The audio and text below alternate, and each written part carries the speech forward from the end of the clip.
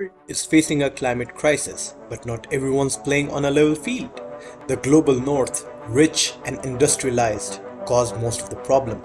Meanwhile, the global south, less responsible but more affected, is left fighting for survival. Economic inequality and climate justice are the heart of this growing divide.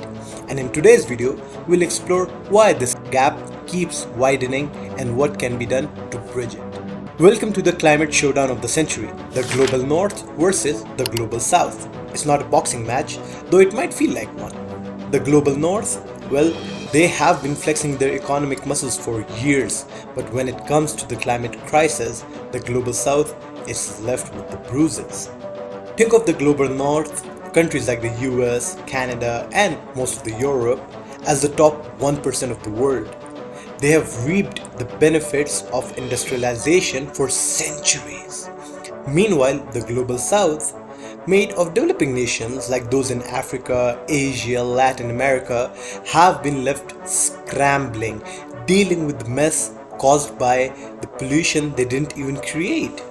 And the kicker, well, the kicker is the global south is also on the front lines of the climate crisis, dealing with floods, droughts, heat waves, while the north debates how much they should pay to clean up their mess. Spoiler alert, they aren't rushing to the bank, they haven't done anything to help it. Now we'll be talking about the economic inequality. Let's talk about money. The rich get richer, right? Well, that's been the story for a long time. And nowhere is it more obvious than in the divide between the global north and south. You see, the north didn't just magically get wealthy. They built their empires on the backs of the south, from colonial times to modern trade policies. The global south has been supplying raw materials and cheap labor while the north reaped the profit. But here's where things get really unfair. Today's trade policies are like the fine print of a bad deal. You know, a bad deal that you make with a shady neighbor or shady person. Developed countries create trade agreements that benefit them, trapping developing nations in cycles of debt. And that debt, it keeps them from investing in their own infrastructure and climate resilience, so they're stuck dealing with extreme weather events without the cash to rebuild. One of the examples are countries that take loan from the IMF and then they cannot even pay back the debt, they have to take more debt.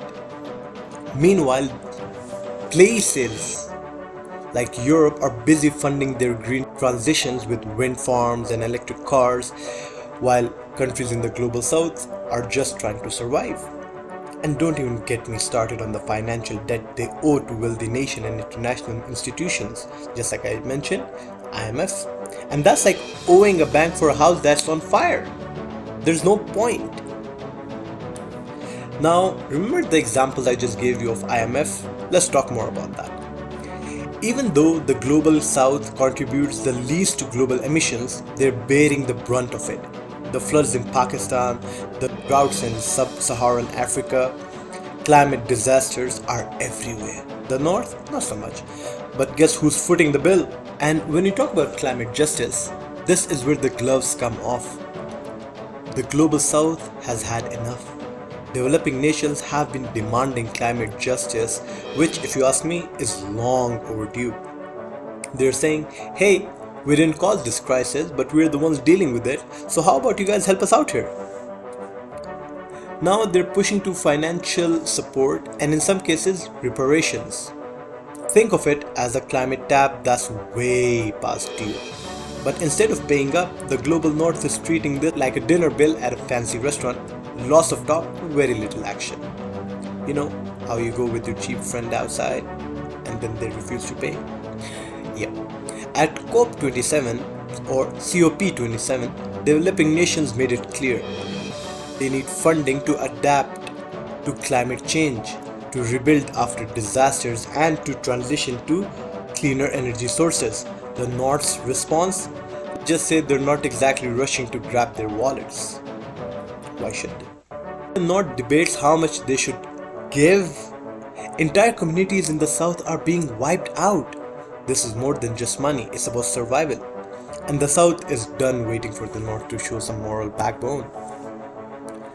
Let's talk about potential solutions, shall we? Alright, so we've talked about the problems, what is happening in a very brief way, because let's be honest, if we sit down to talk about all of it, perhaps this video is gonna be hours long. So, alright, we have ranted enough about the problem. What about the solutions? How can we bridge this ever widening gap between the global north and the global south? First off, wealthy nations need to provide the financial support that's been promised at all these climate conferences. That means paying into the climate adaptations funds and loss and damage reparations to help countries recover from climate disasters. Next, technology transfer. The global north has a tech solar panel, wind farms, all the goodies the south need to fight climate change. Sharing these technologies isn't just good ethics, it's good economics. Helping the south transition to green energy means less global emissions, which means a more stable future for everyone. And finally, changing the rules of global economy. Trade agreements need to be fair. Debt relief has to be on the table so developing nations can invest in their people and their climate resilience, not just paying off a debt that keeps growing. Because in the end, we're all on the same planet. If one part of the world burns, it affects us all. Climate justice isn't just about evening the score, it's about creating a future where everyone gets a shot at survival. The climate crisis might be the greatest challenge of our time, but it's also an opportunity for the global north and south to come together in a way we have never seen before. Inequality, debt, climate disaster don't have to define our future, do they? But the first step is acknowledging the problem, and the second is taking action together. Thank you. Please like, subscribe, and share this channel to get more videos of anything, everything unfiltered going on in the world.